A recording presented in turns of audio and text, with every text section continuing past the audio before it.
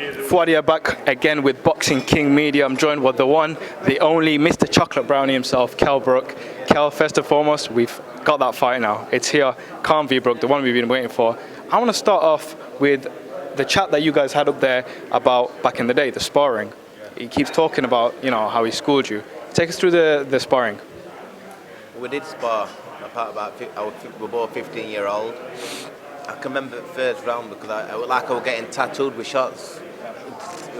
I will give it him. He's probably the fastest guy I've ever been in the ring with. But when you start reading a fight, when you start timing him, halfway through the first round and the second and the third. No, I think they ended up stopping it. The coach ended up stopping it because you could see the real. The needle between us, we wanted to get better of each other. But believe you me, when I started timing him and landed on him, he knows. Me and him know. I looked in his eyes. Only me and him know what happened at sparring. We know what happened. There's no one schooling me. And I didn't school him, but at the timing, they were bouncing. You were mentioning that he got picked for GB because he had that classic style. Is that solely the reason you think you didn't, get picked at the time? Yeah, I believe so. We've never been a fan favourite for the amateur days, just with their Princess Seam style and their elusiveness. They like to have you stand up right, straight shots. You know how it is. So I'd say that's probably why I didn't get picked. I still won all the championships what I were involved with. I won everything, but I think they favoured him just for the style what he brought. Upright. And amateur style. Yeah, amateur style. Right, so I've got this one for you here. Eddie Hearn suggested in a recent interview that the pair of you are now taking this fight more so for the money, not rather the legacy, because it's that fight that's left now. What do you think of that statement? Well, he knows how much money I've earned. I don't need this fight. I don't need to box again. Don't need to work again. Multi-millionaire. Don't need to. This for me, obviously, the money's there. Of course, anyone would like some more money for kids. But I'm saying this is a real grudge match. This is something where I can end my career and know that I've had a proper grudge match, something that I can get my teeth involved with. I've become world champion.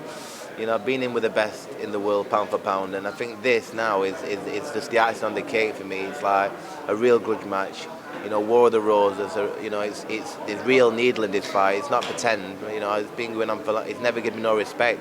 So finally now the fight's across the line and the countdown starts. He called you a bitter man up on stage when you were talking about he get caught up in the fame, etc. What do you make of that? Do you think it's just something that just slipped out of his mouth, or what's your thoughts on him as well, getting caught up with all that stuff? He's got a lot going on the other side, like you said. He's been involved in reality TV shows, etc. What's your thoughts on that? Listen, it's not like he's saying I'm jealous or everything about being famous. Believe you me, when I was a young kid, everyone wanted to be a bit famous. Wants to be famous, but now I've got the fame, I'm not really about that, me, to be honest with you. I've been asked to be on these shows, but I've never gone for that, but I'm always reserved, kind of thing.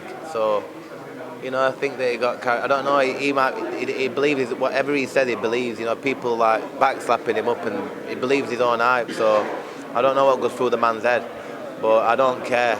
All I care about is taking his chin off his face. You looked him straight in the eye today. You had a bit of an altercation, so only you can see the eyes never lie, as they say, right? So tell us what you saw exactly and what you're going to do on February 19th. The eyes never lie, Chico. The eyes never lie, and I could see fear in his eyes, because he knows what's really going on behind closed doors with this fight. Why it's never happened. He knows, and I know. And he knows that how much I want this fight. So he knows what he's got on his hands. February 19th. Big KO coming. Big KO. Kel, thank you so much for your time, bro.